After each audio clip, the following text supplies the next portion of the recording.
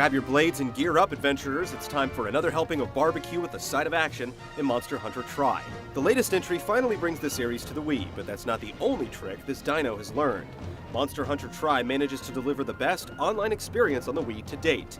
And when you consider the numerous other refinements it makes to the formula, this is one hunt you don't want to miss.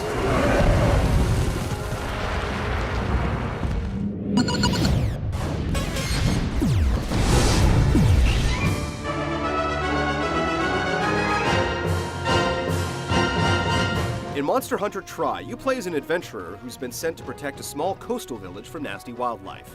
You start off by handling smaller tasks like slaying a few puny lizards or gathering mushrooms, but by game's end, you're a hardened warrior taking on behemoths that would make ordinary men tremble. Quests are dished out by the village sweetheart, and they're broken into various tiers denoting their difficulty. Until you've completed enough quests within a certain rank, you're not able to take on more difficult ones.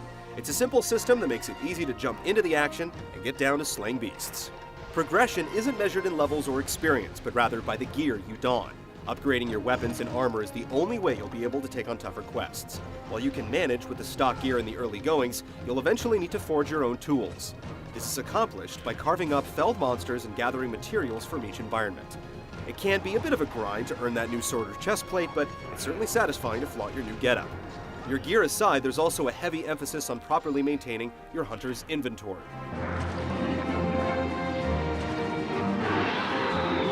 If you're in the mood to just mess around, or you want to hone your basic hunting skills, Tri allows players to head out into the wild in a makeshift free-play mode. But even here, your actions yield rewards as you can complete side tasks for villagers at your leisure. Also, the indigenous populations of creatures in this zone diversifies the further along you are in your main quests. And if you're having some difficulty getting stuff done alone, an AI companion can come to your aid, making things more manageable than ever. But the solo experience is only half the equation. Listen well, Nintendo and other Wii developers. This is how you do online right. Monster Hunter Tri's online multiplayer support is unmatched on the platform, allowing players to go online into virtual lobbies and form teams of up to 4 to take on a multitude of quests. There's no friend code to be seen, but there is full voice chat support and tons of options that offer an amazing degree of control. It's reminiscent of Phantasy Star Online, and it's just as addictive and fun. And if that weren't enough, you can also find monsters with a friend locally in the arena mode. Though you're limited to using pre-selected gear, it still makes for a good challenge. Playing with a friend is also facilitated by the fact that you can save any of your characters to your Wii remote and transport them to another friend's console for arena play.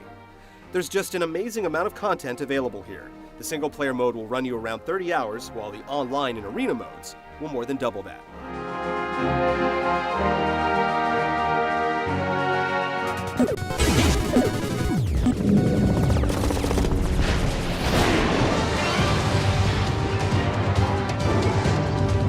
Monster Hunter has been known for its awkward camera controls, especially on the PSP, but Tri addresses the issue, delivering a more convenient setup. You still can't lock onto targets, but not having to fight the camera is a welcome improvement. The game also supports multiple control styles. The nunchuck style uses some gesture-based input, but it's the classic controller option that feels the best. It's one of the few games developed from the ground up for the Wii to implement traditional controls that work well. Just be warned, the controls will take some time to get used to due to their complexity. With different types of weapons to choose from, the combat system caters to different playstyles. They handle differently enough that it'll take some time to master each, but any one of them will get the job done.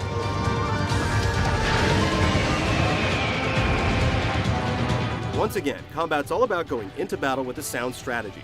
You have to figure out each monster's attack patterns and behaviors, find an opening and attack, and then get out before you're roughed up.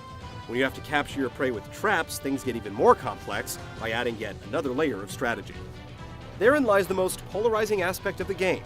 Simply leaping before you look will result in your demise, reducing your reward and costing you precious time. If you don't have the patience to observe each monster's habits and wait for an opportune moment to strike, you'll have a hard time getting into the game. It's really a war of attrition, and if you can't stand the grind, Monster Hunter Tri probably isn't for you. But on the flip side, it's a really satisfying tactical combat experience, and the actual bouts of action are quite exciting.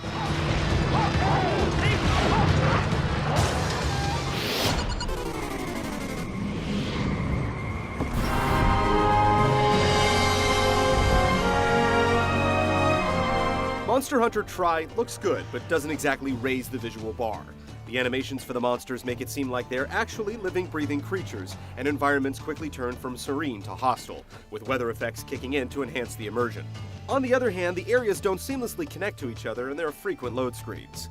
The score is the same stuff we've heard before, yet it still hits all the right notes, and the game makes good use of natural ambiance, adding some nice subtle effects.